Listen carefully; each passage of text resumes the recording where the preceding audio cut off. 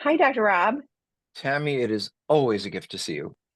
Likewise. And this is a bonus because with the alternating with Aaron, this is like Ah, this was not your anticipated Monday, and I'm grateful. So, no, our not clinical that I don't director's like on working with holiday. Aaron. Yeah, yeah. We So, back yeah. each other up. That's what we do, and we're a team. And so I'm covering, and that's what I do. hmm So hmm here you go. You got the Here gift we of me. go. I'm going to put this first one because I think it might have popped in before you arrived. So, we're going to put it in answered. So, how long does it generally take to heal from porn and masturbation addiction if the addict has been doing it for 10 years? Does the addict's brain get rewired if they go without watching porn, acting out for 30, 60, 90 days? What changes? We're going to break this down. What changes do Sure. you start observing in your partner after a long period of abstinence? So we get these kind of questions. We were talking earlier today about all the questions we get, over and over again, That but are this just, is the yeah, kind of stuff.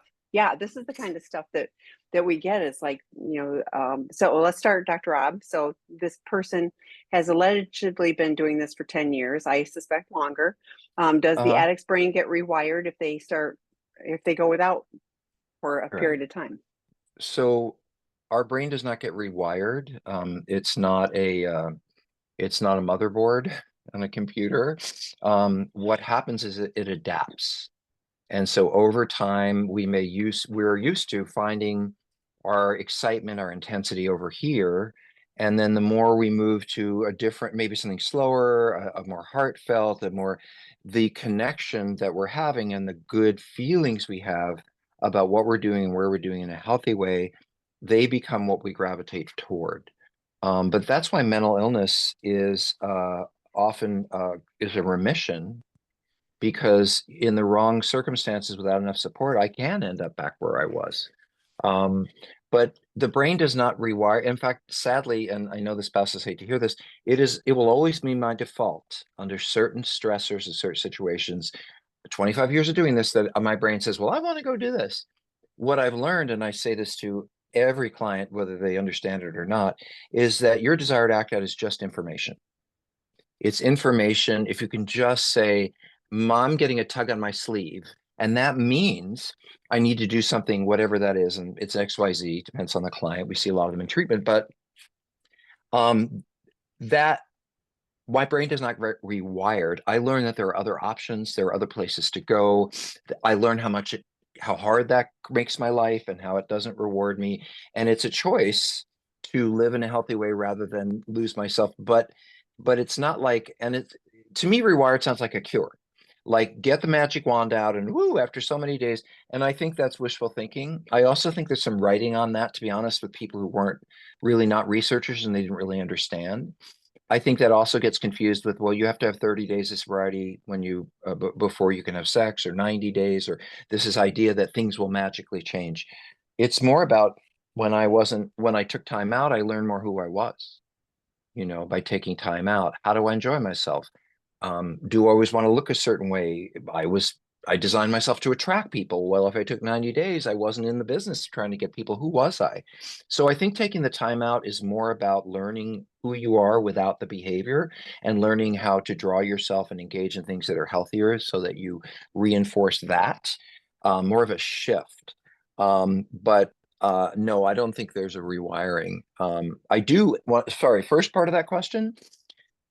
Our brains are like I was our brains are like a road, the more you drive, like a mud, and like not a road that's hard, like a road. Let me see if I can say this right.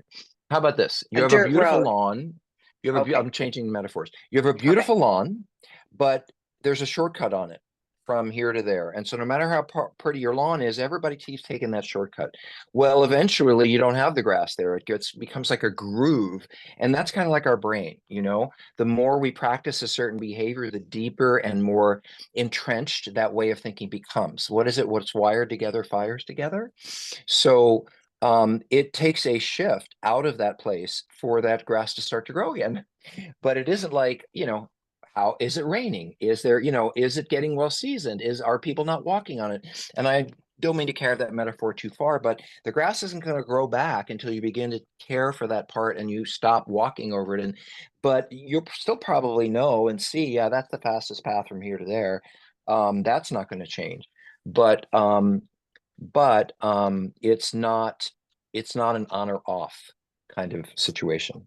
So Tammy, you have, I know we have a lot of questions, so I Well, beat this one to death, we but do, other, but it was also, what changes do you start observing in your partner after a long period of abstinence? And and I want to go 30, 60, or 90 days may feel like a long period of abstinence, but it's like you indicated 10 years. Like let's, right, let's do the math on that. So but like Dr. Rob said, it's like you start to pay attention to, to other things, who you are, outside of that.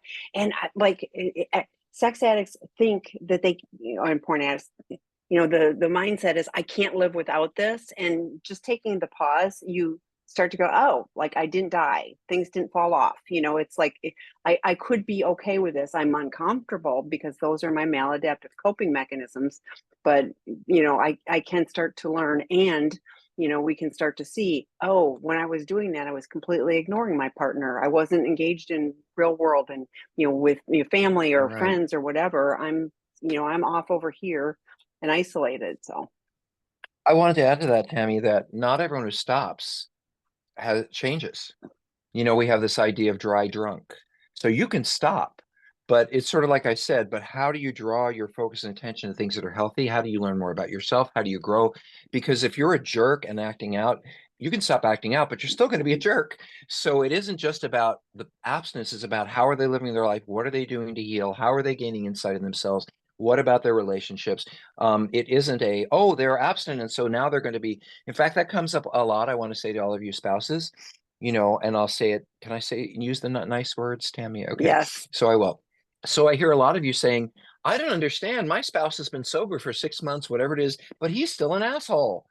And, my answer is, well, stopping the behavior with a lot of focus and support can take a reasonably short period of time if you're dedicated, but becoming a better person takes a while, and it takes a very active practice. And by the way, most often comes through giving to others rather than focusing on yourself. So anyway, we should keep going. We will. Yes. So the next question, Dr. Rob. My husband of 30 plus years was recently an inpatient at our program. After his return, we had a second therapeutic disclosure as recommended. At the beginning of the disclosure, he said that he was going to be honest. Despite this, he lied multiple times, significant lies. I found this out on my own days later. When confronted, he admitted he lied and disclosed more information. He tried to make excuses and minimize. I am brokenhearted. I don't know where to go from here. I feel like giving up. I would like you to start that one because you know what? That is the call that you get all the time. I'm glad to jump in, but I'd love to hear your feedback Yeah, first. well, and I get that therapeutic or a formal therapeutic disclosure was recommended. We say all the time, and hopefully his qualified therapist was saying too, don't do this if you're going to minimize or lie. Lies of omission, it doesn't help. And this is, and I'm sorry for you, please hear me with that, but like this is a warning for all of you that go, well, I'm just going to keep this because if she finds out, this is what, if she finds out about this, she's going to be really mad or she might leave. Guess what? She's going to find out about it, and the not telling you the truth about it is what could make her leave. So I'm going to go back. I say this stuff all the time, but the healthy boundaries. What was the boundary of like before you did this? If you are not truthful, what was the purpose of a formal therapeutic disclosure is to set a foundation for healing. He lied. He ruined the whole premise of it from that standpoint. So what was your healthy consequence of that boundary of, we're going to do formal therapeutic disclosure? That would be what I would suggest implementing. I don't blame you for wanting to give up, and I would hold myself, I would be doing the things that I need to do to take care of me, and I would be less available to him. That would be part of your healthy boundaries. Don't give up on you. Like please don't give up on you. And I can understand the grief, grief work. We've got lots of resources on grief work. So you can email me, Tammy, Tami at Seeking Integrity, and I'll help you with, those type of things. But healing for you, let's start with that. Like our Empowered Women's Retreat that's coming up August 15th is we're over halfway full, so, and we just are starting to, get everyone there. It's amazing and healing. And you know what we don't talk about? him. We don't. We're talking about how can we help you and support you and help you move through, so consider that as well. I'll put a link in the chat. But I think this is a really a pivotal time for you to go, like this is a man who was given the formal therapeutic disclosure. This is the second time. This is your chance to do it and show up right, and truthfully, and he didn't. So I love our I'm treatment writing program notes. and its expert clinical team. I mean, really. And just like Dr. Rob was saying on the last question, there's no magical fix. They have tools to use, and if they leave them thrown down on the ground and they don't pick them up, guess what? They're of, in that moment they're not of use. Now, hopefully, he's learned something, and I hope he's really leaning into, his recovery and support, so that he can learn to do better, because that was obviously a very big misstep. So but hopefully his qualified therapist is really working on holding him accountable in this moment too. But I really want to I want to support you. I want to cocoon you and tell you, there's resources for you. Um, I was going to say, I think your theme of focusing on yourself obviously is the right path, because when you look at that for your happiness, you're not going to get it. I mean, clearly, you're writing your hopes and dreams on this relationship is not necessarily going to meet the needs you want. I do want to say something about treatment, though, which is, and I say this to every man who goes through, and I will say it to you, is that we teach, we educate, people come into their hearts, they gain empathy, they gain understanding, they learn the signs are going to act out, relapse prevention, they learn what to do instead of acting out. Like I said, when it pulls on my sleeve, what do I do, how do I know, all of that stuff. We can teach you every single thing you ever need to learn about healing yourself, and based on you, not on like some kind of cookie cutter. However, I say this to every spouse, and I really want you to hear this: the rubber hits the road when you get home. You have information, what to do, where to do it, how to do it, pretty much every day of the week, who to see, who to get support from, when to check in with us on the support groups and alumni. It's all there. And as one of my mentors, Pat Cards, would say, most of the people who fail or end up back to their behavior have not been doing what they were recommended to do. So one of the things I would be curious about, just in terms of him, is he doing exactly what was on there, or did he renegotiate it in the alumni group? Did he renegotiate with his therapist? Did he just decide, well, and this happens, I don't want to do that anymore, I don't have time for that, or I'm doing better? So I really think that treatment is about giving you the tools. It's like giving you medication. Take it, don't take it, but here's what you need to take. And we'll teach you all about it and your wound and this and that, but you decide what you're going to do when you get home. Let's teach you about diabetes, but will you take the medication? So that little piece about treatment, because I think it's like the magic wand thing. Well, he went through treatment, then how come you didn't fix him? Or it's like, well, um, the fixing isn't come in the work we do. The preparation for living differently comes that way, and then people choose. Um, I also wanted to say to you, when you feel like, I feel like giving up on what? Like, what do you exactly want to give up on? You've been married for 30 plus years. You're probably, I don't know how old, in your 50s or 60s. You may or may not want to start your life over. I think a lot of couples have been together not a long time don't necessarily want to start their whole lives over because they've had a crisis. But this goes back to what Tammy said, is maybe your relationship is never going to get better. Maybe this is who he is and how he's going to be. I don't know, but he's been a couple of chances to really look at it, and he hasn't. So that's on him, unless he's mentally ill, and we would probably have identified that in treatment. So how are you going to live your life with someone who will constantly disappoint you, constantly let you down, lie to you, cheat on you? How can you have joy and happiness without leaning into that's going to determine how I feel about myself? I know, just like the addicts need to have a lot of support outside their relationships, because I can't turn to you when I want to act out, you also need a lot of support and enjoying your life. If you enjoyed your life as a couple, I know couples who still enjoy their time together, but they don't sleep together. They don't have a much more than a friendship. Spouses don't invest in their feelings and their hopes in that relationship because they've been let down too many times. So what create your own life. as if he wasn't there. Make your own happiness. And then you can look and say, what is my belief about what would you be giving up on?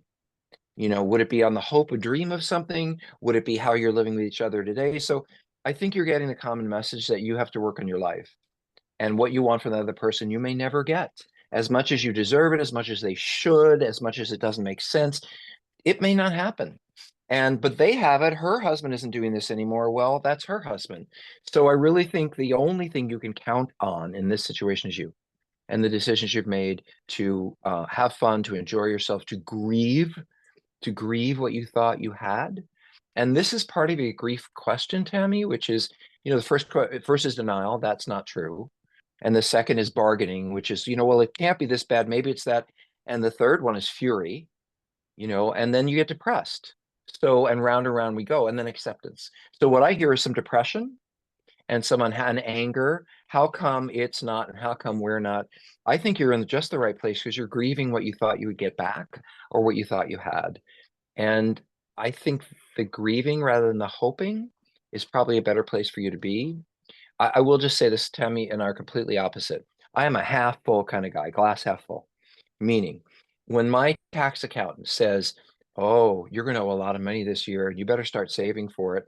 I'm like, "Yeah, I figured it." But then he comes to me and says, "You're going to get $3,000 back." I'm like, "It's a good day," because I didn't have any expectations. Tammy's probably the other end, which is she's more glass half full. I figure something happens and it's good, great. If it doesn't, I'm not expecting it. I think that's how you have to look at this. You cannot expect more from someone who doesn't seem to able or willing to give it. You have to lower your expectations and focus on your happiness. Same answer as Tammy. Do you have any other? Are Yeah. you a half Well, no, full or a half empty kind of girl? I I'm don't an know. optimistic person. I See, I always have knew hope that. for people. I do. I'm sad for you. I'm really sad for him because I mean, I can't tell you how many calls I get a week of people that want residential treatment and can't afford it, can't do whatever. And so he's had the opportunity to get, I mean, the world's best treatment for these issues, and he's frittering it away. Like that makes me mad. And so, but so again, for you, it is like how can you get support for you? And there's we just did two webinars on should I stay or should I go, and there's no judgment.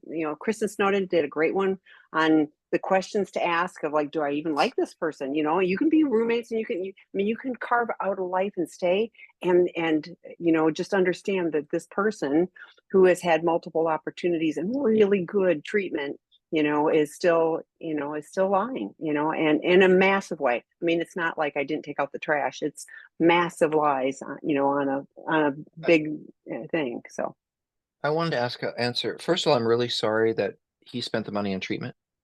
Because if he wasn't going to take advantage of what was there, you probably could have done, there are a lot more expensive places than us, but it's not free. And if he wasn't going to take advantage of it, and a lot of people come to treatment to check the box. Oh, I shut that spouse up because I went to treatment. So that makes me sad because I would rather you had the money to enjoy for something that makes you happy rather than giving it away for someone who wasn't willing or able to take advantage of it. The other thing I really want to say to all of you is that this situation would be profoundly different in my mind if he come to you the next day after disclosure or a week later and said, I needed to tell you these things. I didn't tell you these things. I'm so ashamed. I want to work on this. It would all be different for you. I guarantee it. You'd hate it. You'd be furious. But there is that difference of, well, at least I know what to do with my life. At least I know what's going on. At least you care enough about me to be honest rather than your fear of what I'm going to do if you're not honest. What breaks my heart about this situation is I found out this on my own. That is where trust can never be restored. If you'll always be thinking, when am I going to run into this? And when am I going to run into that? Because you don't trust them and they're not building trust. So yeah, I feel sad for you, and nobody wants to necessarily recreate their life at your age, but in some way or form, you're going to have to decide what has meaning, and what has meaning is what brings you joy and peace. And this may not, this, you don't have to leave it, but what you are hoping for, you may have to get elsewhere. So Well, and I'm going to continue. So the webinars, Kristen Snowden did one, and it was from May. It's on our website. You can email me, these are Tammy, free, right? Tami. These are Yeah, free. these are free. These are the recorded webinars. And then there was another one. Debbie Allen hosted two clients that she has worked with, and one chose to stay and one chose to go. And again, we talked about, we talked it through their process and what they chose to do, and everybody. It's every person's own journey, as to what you choose to do. We just want to be here to help support whatever's right for you. So please understand that, with the resources we give, like the online work groups, the Betrayed Partner work group, very helpful. Not going to fix everything, but man, you'll have support. You'll have healthy boundaries. You'll have, connection. You'll have opportunities for communication, like all of those things that, are really important, so that you don't feel isolated and alone. Depression on some level, but knowing you're not alone and there's other people.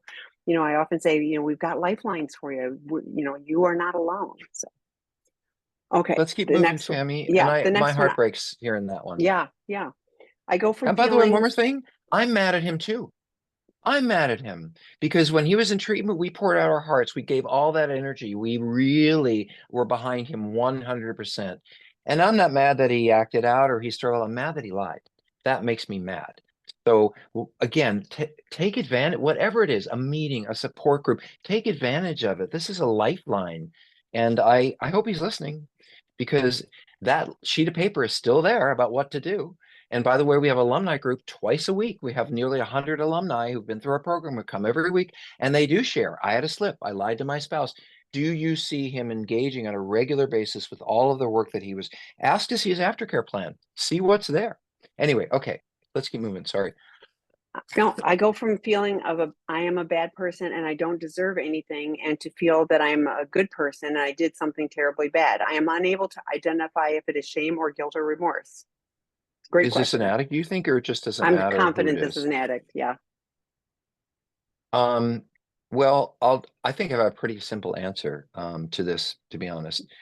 I don't know if I told you this, Tammy, this produced a hugely meaningful. It only came to me a few years ago in a particular situation, and the word is intent. Do you intend to hurt someone? Do you intend to let them down? Do you intend to let yourself down?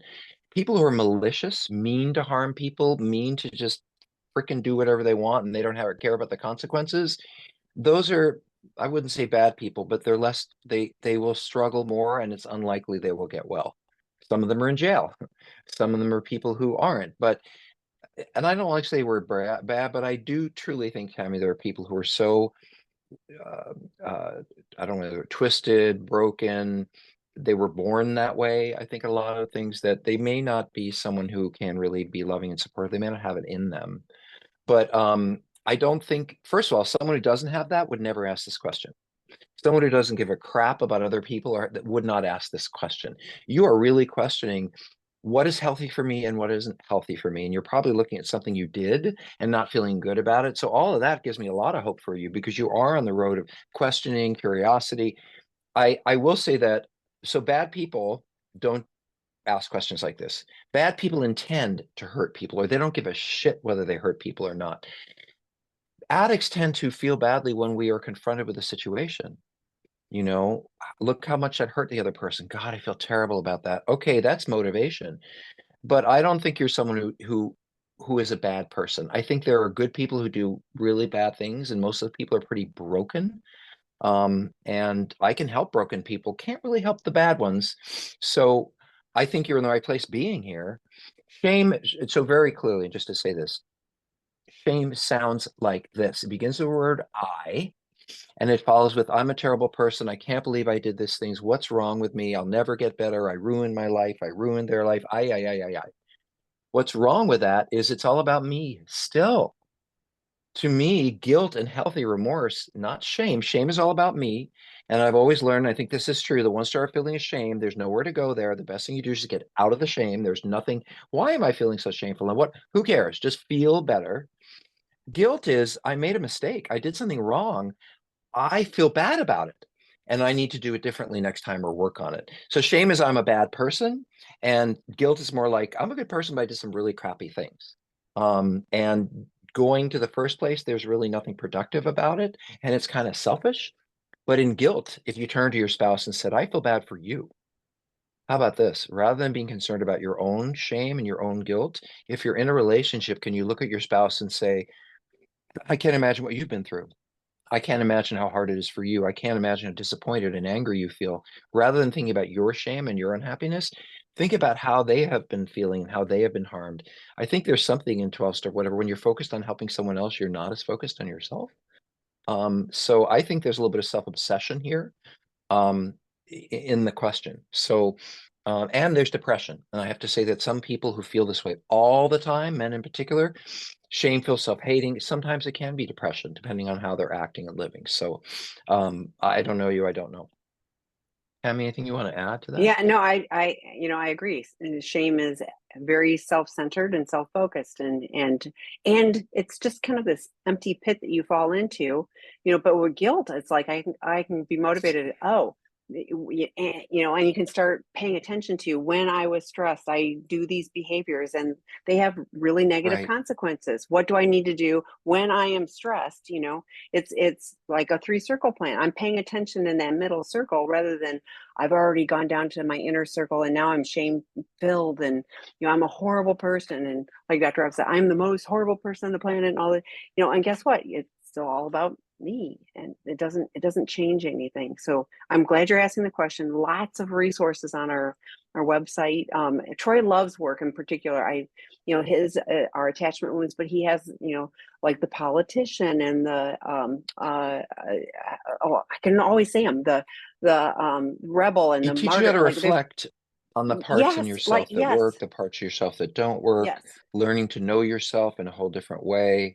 The judge I is do the want one to I say, was trying to well, think of. Yeah, and you can feel free to put a link to that if you I want. I will. did want to say to Yeah. you guys that part of the problem of shame is there's no place to go. What are you going to do with that? You can't learn, you can't grow. What's the problem? Me, I'm a terrible person. What are you going to do about that? But guilt is really a good thing. Healthy guilt is I made a mistake. I did something wrong. I need to go back and fix it, clean it up. Guilt is information, good information that I did something wrong. I feel bad and I need to fix it. Shame is I'm a terrible, horrible person. And I just, what are you going to learn from that? Where are you going to go from that? So if only in terms of being productive and your healing, shame is not productive. It's a period at the end of the sentence. You're not going to get to the next one. So Tammy, Okay. let's keep Next moving. question. And we had some commonly Discovery. asked questions after Yes, these. yes, yes. Discovery Okay. was 1.5 months ago. I'm using the Thanos method to check in with my spouse every day. I own up to all my acting out unconditionally. Ooh, but struggling with identifying things to take ownership on a daily basis. I end up owning up for small, insignificant things, which feels superficial. Should I skip ownership part on days when I do not have anything significant to say about it?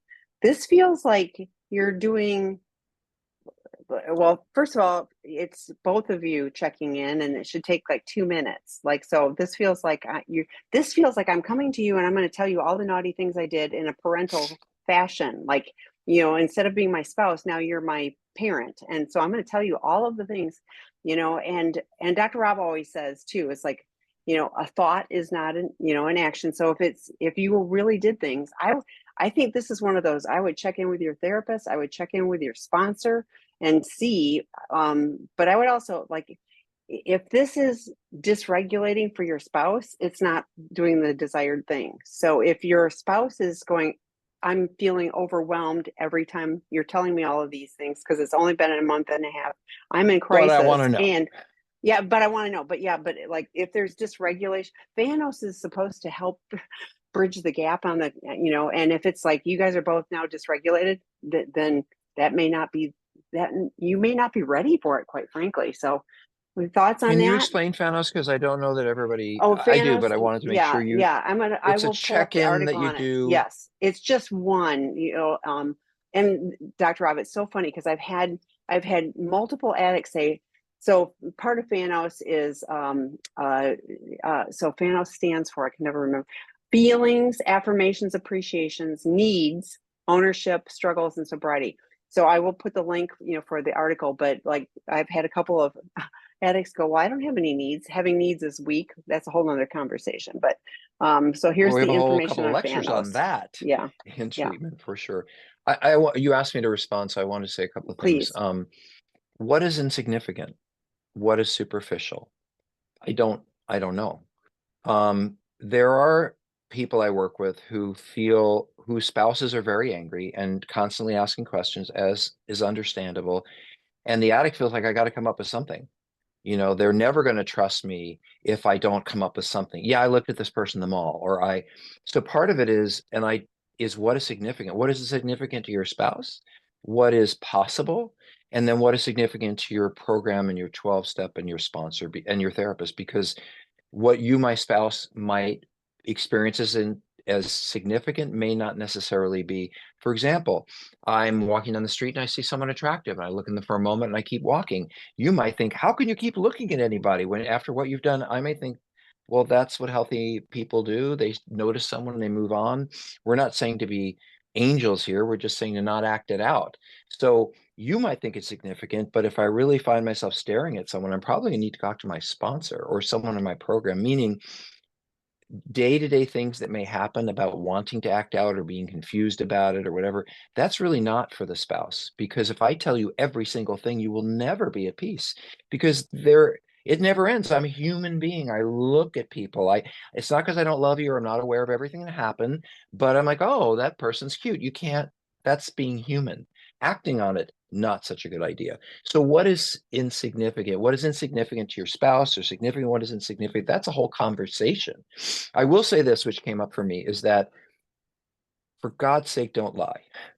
That's all I can say. You can Right. say, I think that's more something I want to talk to my sponsor, or I know it makes you really angry, but I want to work that out with my therapist before I respond. Or, I'm not sure that's significant. Can you explain to me how it is? But don't lie. And I'll tell you why.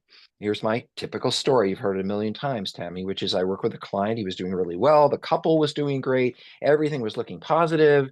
His wife had said to him in the morning, would you take out the trash tonight? It's really important. There's smelly stuff in there. And he said, absolutely, of course. And then she got home in the evening and no one had taken out the trash. And she said, did you take out the trash? And he said, oh, you just didn't see it. It's at the curb over there. And then she went in the bathroom to wash her hands at home after work. And she looked out the window and she saw her husband sneaking the garbage can out to the curb. And she came out of the bathroom and she said, I'm not sure we can stay married. And he said, but it's the garbage. She said, but if I can't trust you to tell me when you didn't take out the garbage, how can I trust you to tell me the more important things? So that's the lying part, is we say rigorous honesty. And by the way, I think a lot of addicts are afraid of their spouses. We want to please you. We want to make you feel good. We want to not have you be angry at us. That is part of who we are. Um, Starting to tell the little truths is a way toward being completely honest. Once I've realized, oh yeah, you're angry at me, but my husband got really angry at me the other day. It wasn't about something important. It doesn't matter what it was. I don't even remember what it was. That's a good marriage, I think. But I immediately went to, is he sick?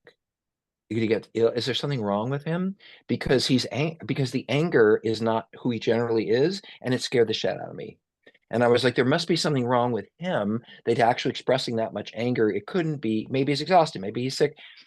I had to really sit down and say, what is my part that has left you feeling so angry? And that way it's not you, it's an us thing. So anyway, what is significant? What isn't? What do you really need to check in about in a healthy way? What do you need to say? I'm sorry, I'm not going to check in that with that. Can you take a couple of every evening or a couple of evenings a week and do this check in for half an hour where you both go through the list that Tammy just sent? Um, I don't think you should skip ownership when you don't. I mean, what do you think the last sentence means, Tammy? I'm not because when Oh, I don't have anything significant to say. because I feel like there's filling the space, but please don't spend a half an hour on Thanos. It's literally a couple of minutes. And I'm reading, I am using the Thanos. Like it should be we are using the Thanos. Right. Like this is about bridging the gap in communication. It is not, you know, there's others. Fine, I have to go look for that one. But like there are other check-ins. There's ways to check in that you're checking in with each other. It is not, I'm telling you here's my report card for today. But yeah, you can schedule a time to talk with each other, and I love that. And I go like 20 minutes, maybe 30. You could do, but this is not the 2 hour where we're going to hash through everything. What I'm concerned about, you are so early in this process, and I love that you're here. trust me. Right. And 1.5 I this is, didn't, yes, this right. is so, so early. And so understand, your spouse gets to be angry for a while, like should not And trust you. triggered and want to know And everything. yes. And so each of you Hmm. having support for each of you separately, you are not each other's support. Sometimes people don't even start Thanos yet, like that it's too early, that things are too raw, so like talk to your qualified professionals, both of them, and make sure that it's a good thing, in this moment to do this. So again, the point of Thanos or any of these is to help create connection. And I hear this feels like an accountability thing, and now I'm sharing too much, and now, like, should I just, like, if it's not working, it's not working, at least right now. So there's other ways to connect. I also hear Tammy a delusion in here, an Mm, illusion okay. for spouses. If I know everything, I'll feel better. If I just know Hmm. this and that and this, now you have been completely lying to me. So I want to know every single thing that's going on. And what's going on inside the spouse is this idea that if I know this, I'll feel better. And then the problem is you're not going to feel better because then you're going to want to know that. You're going to want to know that.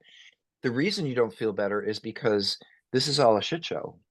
And of course, we want to know everything, which is a sense of control, which is understandable because everything's out of control. And then when I have my handle on everything, it's going to get better. Well, trust me, um, crazy is your new normal. And you're not ever going to know every single thing about what we do all day long. And even if you did, you wouldn't. The reason I do like some kind of check in is especially for the spouses. If you have a question for us during the day, write it down. Were you with this person? Because you really can't do kids and work and family and home. And whenever I can't, when my spouse comes running up to me and saying, it's lunchtime. And last week at lunch, were you doing this or that? It's not that I question you're doubting it or being afraid. It's just that I need to function and you need to function, and we need to put these things aside to get through the day or whatever it is we need to get through. And that's the purpose of the check-in, is like I've put it all away for now, and now I need to come back together and say, okay, here are my questions, these are the things. The other side of the illusion is addicts think, well, if I tell them enough, they're going to calm down. If I tell them enough. So if I'm gonna have this question, this question, this question from the spouse, and knowing all of that's going to make me feel better, which it won't. And for the addict, is if I tell them this, it'll get better. If I tell them that, it'll get better. And it won't, because this is all a mess. And it's going to take a while until you guys are in enough of a place to be able to see clearly. So just understand, spouses, you're going to ask all these questions. And it doesn't matter what I say, because that's a natural response to fear. And being afraid of losing something is to want to know everything about it. If you had cancer, you'd want to know everything about it. I mean, it's what shock and grief causes. Um, so one of the things, like Tammy, and I don't know if you mentioned it, but there is a betrayal group for partners that is an educational group. Sit in on it. Understand as a spouse what is meaningful to me, what isn't meaningful to me. Early on is a great time, by the way, to start learning, because then you're not swimming in sand for a while. And for the addicts, what are you doing? Maybe there's a better way of saying it. You can't lean on each other. This is what Tammy said about the Fanas. I can't turn to you and say, this is how I feel. Do you love me? Well, this is how I feel. Do you love me? And let me do this for you. And let me do this. That's not the partnership you have anymore. I have lied to you. I've let you down. You can't turn to me for support and love because you don't trust me. And I can't turn to you for support and love because you're angry at me. And it would be unfair. This is the time to turn outward for the addict and get support from recovering people and therapy. It's time for the spouses to get a support group, to begin to take care of yourself, to nurture yourself, so that when you do come back together, you're in a better place to begin to really challenge each other, question each other. As I say often, and I will stop here, there isn't in my mind a point to a lot of couples therapy in the beginning, because in the beginning, if in your situation, it's mostly like a spouse saying, you ruined my life, you ruined my life, and the addict saying, I'm sorry, I'm sorry, I'm sorry. And there isn't a lot of place to go with that until things have calmed down a little bit and they're in a better place. And then you can turn to each other and begin to figure things out. So, but do find out what is insignificant from your spouse, what is significant to them, all of that, so you can be clear. You can also say, no, I don't know that I can tell you that. Yeah, and I Okay. would I would make sure you're both doing Fanos if you're going to do it, and that, like I said, put a timer on 2 to 3 minutes, and ask if your partner is feeling like, are they calmer after you do Fanos or more dysregulated? That's a good indicator too. So okay, so So we were talking earlier this afternoon, and I know we've got questions, so we won't take long on this. But we were talking about it. We get so many people of how do you know, if residential treatment. And again, I go back to the first question where somebody wasted theirs, but well, maybe not. Well, I'm going to hold judgment on that. Well, But yeah. so how do you know if residential treatment is, you know, is warranted? You know, would it, you know, how do you know when it would be the most helpful thing? How do you know when it's like this is really your only option? Well, first of all, I do want to thank, when Tammy says we're not going to take a lot of time with this, that's because we are committed to answering your questions, but we get these questions. And Tammy and I agree that we take a couple of questions that we get regularly and try to answer them, because then we might answer 5 questions for you or people who haven't asked them. So one of the questions came up is, what is residential treatment? Why do you do it? How do I know? So here's as quick an answer as I can give you. 2 things. If there's a major crisis, major, this person's been using drugs, this person is suicidal, this person is, our marriage is a wreck, and all of our kids found out, and they're screaming and yelling and throwing things. If there's an immediate crisis, it's a good time to go to treatment, because the spouse most spouses want to know you're in a safe place, you're not at a hotel, you're not at friends, where you are somewhere where they're monitoring you, supporting you, and then the spouse can feel safe to do their own work because they have to worry about you. And I have to say, half the time the spouses are like, I'm so glad they're gone so I can focus on me and feel safe. So the crisis is the big piece. Drugs, alcohol, suicidality, return of mental health issues, a huge blow up to the point where, we're harming each other in various ways. Our families found out and everything. Those are reasons for immediate residential treatment, because you're really in trouble. You got caught at work, your license is on the line. Someone at work found out you're in a Me Too situation, all of those immediate things. Beyond that, we look at a continuum of care, just like medical. So the way I explain it is this: if you cut your finger and a Band-Aid helps, great, you're done. If you cut your finger and it doesn't heal and you have a Band-Aid on it, you might need to go see the doctor. And the doctor might say, okay, use this and it'll get better, and it doesn't. Well, then they might say, the doctor isn't enough. Now you need to go get this test and that and that. And eventually, you may need to, I don't know, what do you do with your finger? You may need to not be able to work for a while or write for a while. I have a foot, Tammy knows I started running and I have a foot injury, and I'm pissed because I wanted to run a few miles a day and I've been told I have to stay home and put my foot up. Um, sorry, let me go back to where I was. So when you go to treatment, the next step, it goes from the least, what is the word? The least need for care to the most need for care. And I think with many of you, you try some groups, it doesn't work. Reading, it doesn't work, meaning you don't really grasp it, you don't really get it. Then you might join a therapy group, you might see a therapist, you do more meetings, you do more reading, you do more courses, and at a certain point, you're really still struggling, or you've been at this for 2 years, some of you for 6 years, and you've found yourself lying again, or found yourself. I think if you have tried a lot of things and you have come to realize that you're not getting anywhere, or you continue to create crises and you can't figure your way out, that is another time to go to treatment, because you don't want another day not, I mean, that is what we do. And the last thing I will say about, so there's 3. One is a major crisis. One is you keep struggling and slipping and you're not getting anywhere. The other time I think is really great is at the very beginning, because I absolutely believe that treatment is like 2 years of therapy. So if I can get a running start, on how to do this, what do I need to do, what does it mean to do, what does it have to my past and all that stuff, I then have a whole foundation. I know what I'm supposed to do when I get home. I've had meetings with my spouse in treatment about how to move forward and what we need to do. So at the very beginning, I think it's a wonderful bath in learning everything you need to do so that you know when you get home how to move forward, since you probably weren't doing much before. So when you're brand new, if you want to take it on, when there's a major crisis, or when you've been slipping, struggling, doing what you need to do and you're just not getting there, I think those are my 3 times at which you need to come, you need to be in a safe place, you need to let us take care of you. And spouses, just so you know, we're not like, it's not luxury. It's comfortable. We want people to not complain about the food or not complain about their bed or things that we don't want their focus on that. But I don't think treatment about massages and yoga, and it's nice, but I want somebody to focus on what they've done and what the challenges are and the work that they need to do. We are structured all day long. There is treatment from the moment you wake up to the moment you go to bed and on weekends of one form or another. So So Tammy, I mentioned three scenarios. Do you think, is there anything else that comes to mind about Well, when you might say, oh my yeah, God, I really need to? yeah. I put two self-assessments. One is for sex and porn addiction. The other has co-occurring substances. And I like don't start a self-assessment and stop midway, like, but take this online Or assessment and lie? email me. I know we can tell on the website that people go like halfway through and then they stop. And I'm like, probably because they're seeing too many yeses and going, oh my gosh, I have a problem. And, so at some point, like people can't afford not to get help. But the only thing I'm going to say, you said it's like doing 2 years of therapy. And unfortunately, too many people lie to their therapists for a long time. And like, I'm And not their blaming the groups. therapist.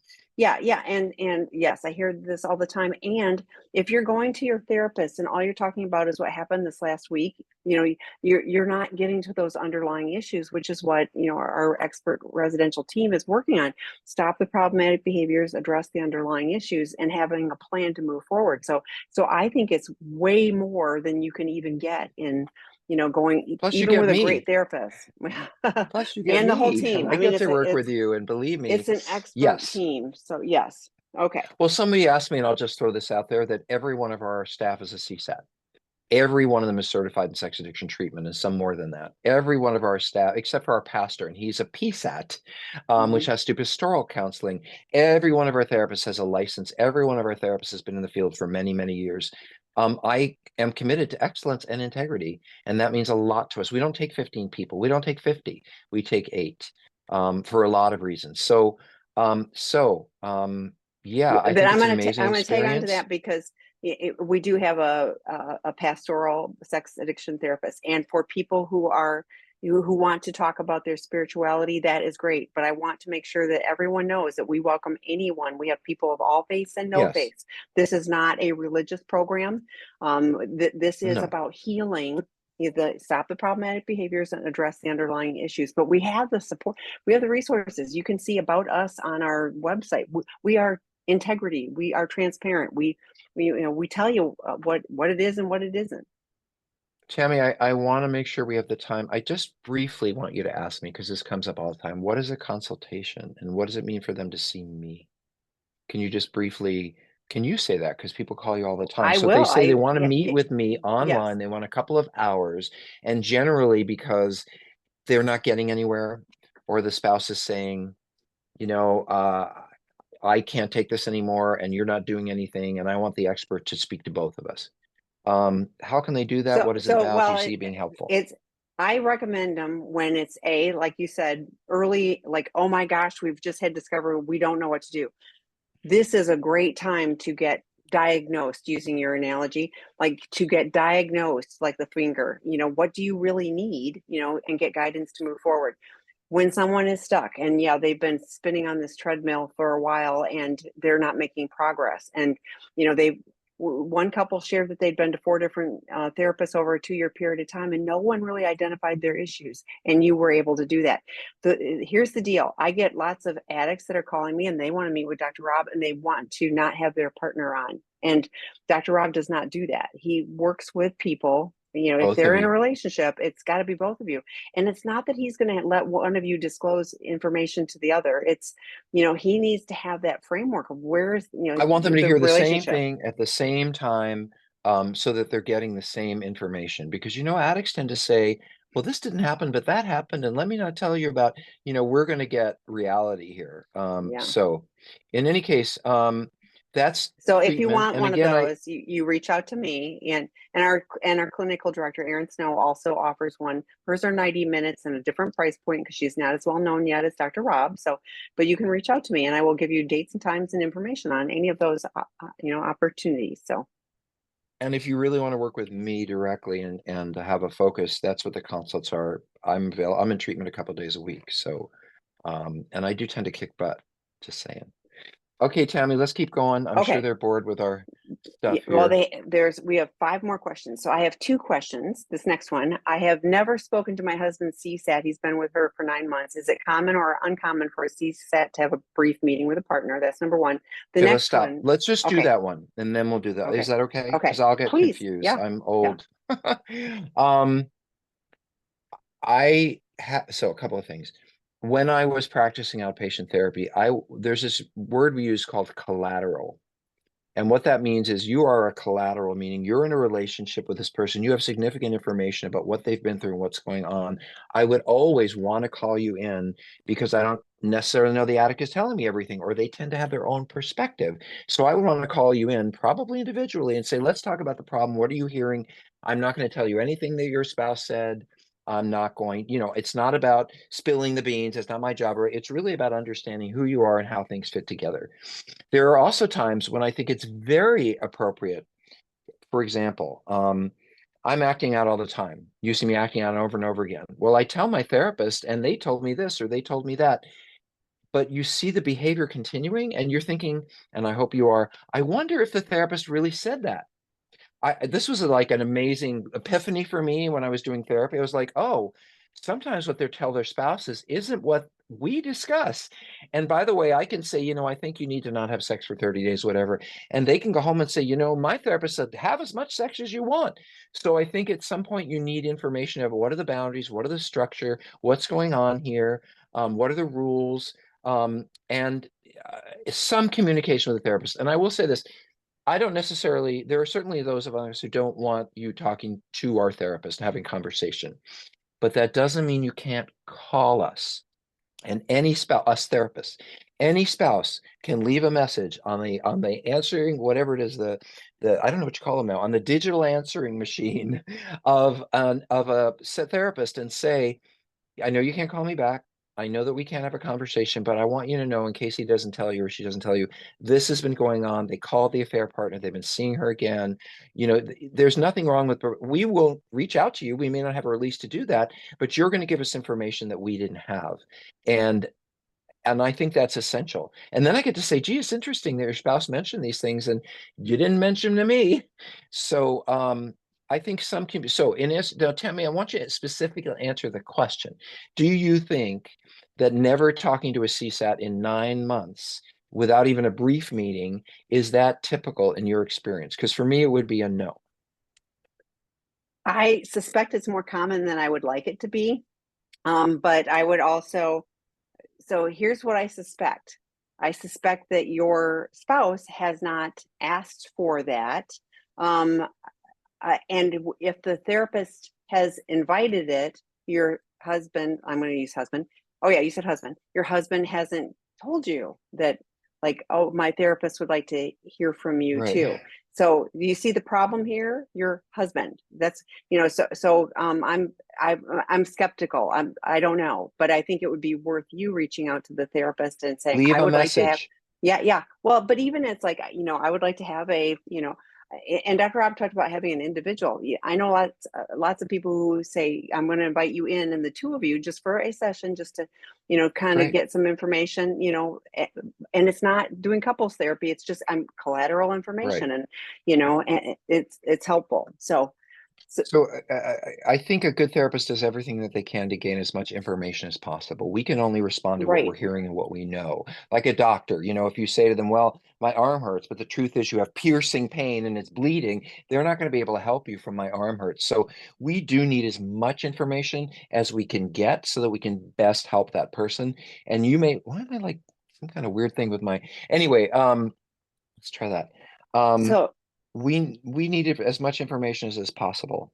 One more thing. There are therapists who feel that everything between us has to remain between us, and I don't want to pull anyone else in. And there's that wife being intrusive again. And by the way, addict says, there they are calling again. And I don't think it's intrusive for a spouse to say, I love this person. I've been struggling with this person. I don't know how to move forward. I don't know if what's true. I just want to give you, a heads up. That'd be great if. I will say this, if you call the therapist and say, I want to know this and I want to know that, and you better tell me, that's not the right reason to call them. The right reason to call them is I want to engage, I want to know more, I want to understand better the whole thing. And that is a reason to call. But if you're calling to get information or prove something to them, it's not the right reason. What you okay, got, so part Tammy? two is I've Oh, right. overheard my husband's CSAT tell him he was enmeshed with me. I often hear of essays being enmeshed with their family of origin, but this is the first time I've heard of enmeshment with a partner. I've read a great deal about this and disagree with the CSAT's assessment. Just wanted to get your thoughts on this. So this goes to codependent language. Actually, in Dr. Rob's book, and I'll pull it out after when he starts talking, but one of the terms was enmeshed, and I think he says you're deeply Well, involved. I'm not sure that's one I pulled off the shelf because, and Tammy, I'm not sure I would go there with this one Oh, because there is enmeshment, but it's not with you, not at the beginning. I was so enmeshed with my mom. She was sick. She needed me. I didn't know who I was because my value and self-worth was focused on her mood, how she did. We were enmeshed because the focus was not on me as a child, it was on her and how I could keep her happy. Not what made me happy as a child, but how I could feel good about taking care of her. It is not a child's job to take care of a parent. And when a parent starts to pull them in for emotional decisions and for friendship and support, that is what an enmeshed relationship is. I don't think, but and go ahead, Tammy. this is so. First of all, I have I a think, massive well, I, problem with the C. You overhearing the CSAT, like So that's a whole nother thing. She is saying, I heard my husband CSAT tell him that he's enmeshed with me, and that sounds like right. codependency.